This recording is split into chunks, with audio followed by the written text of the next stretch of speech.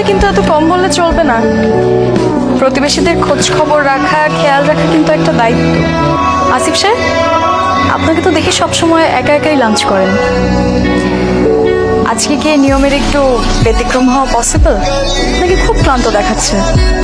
আমাকে কয়েকটা ফাইল দিন, আমি করে দিচ্ছি। না ঠিক আছে, এটা আমি আমি আমি দেখছি।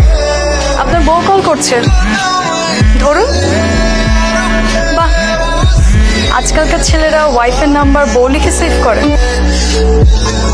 তোমার মনে হচ্ছে না তুমি আমার প্রতি উদাসীন হয়ে যাচ্ছ? না, এমন কিছু মনে হচ্ছে না।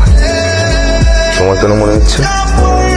তার মানে তোমার কাছে সবকিছু স্বাভাবিক লাগছে, তাই না? আমি তো বুঝতে পারছি না আমি কেমন করছি। আমার মনে হয় কি আমরা ঠিকই আছি, যেটা ঠিক নাই সেটা হচ্ছে খিচুড়ি। খিচুড়ি আবার কি করলো? রান্না করার সময় কি কান্না করো? চোখের পানি সব দিয়ে দিয়েছো এখানে, এত লবণ কেন? আজকে একটু কষ্ট করে খেয়ে নাও।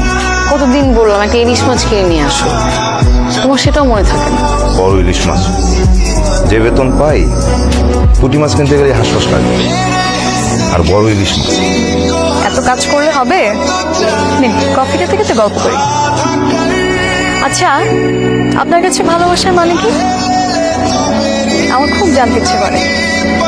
শোনেন, আমি ভালোবাসার উপর পিএইচডি করিনি। আমার কি মনে হয় জানেন? আমার মনে হয় ভালোবাসার আরেক নাম মায়া। যে মায়ের গভীরতা যত বেশি, সেই ভালোবাসাও তত গভীর।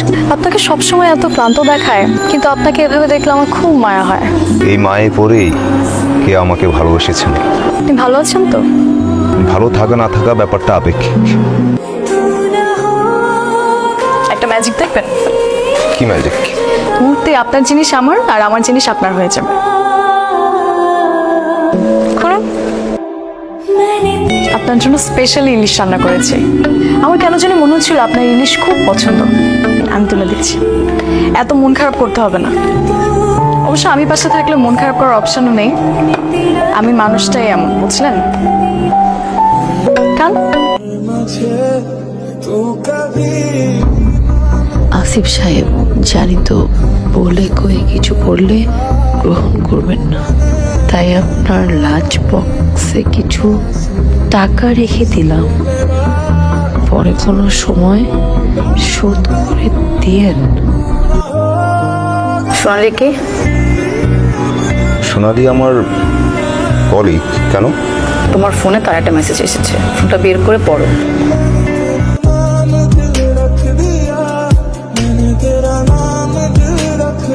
আপনি কেন এই কাজটা করতে গেলেন? এটা ছেলে মানুষ হয়ে গেল না? আপনি ভালো মানুষই করলে তো আর আমার ছেলে মানুষই করতে হতো না। আপনি জেনে শুনে আমাকে মায়ে ফেলতে চাচ্ছেন। আমি জেনে শুনেই নিজেকে সরাতে পারছি না। ভালোবাসা হলো বাঁধ ভাঙা বানের জলের মতো, লোকালয়ে ঢুকে পড়লে বাদ দিয়েও ঠেকানো যায় না। আচ্ছা, আপনার কি মনে হয় বলুন তো, প্রেম কি জীবনে একবারই আসে? আমার তো মনে হয় প্রেম জীবনে বারবার আসে। আমরা মূল্যায়ন করি না, তাই প্রকাশ পায় না।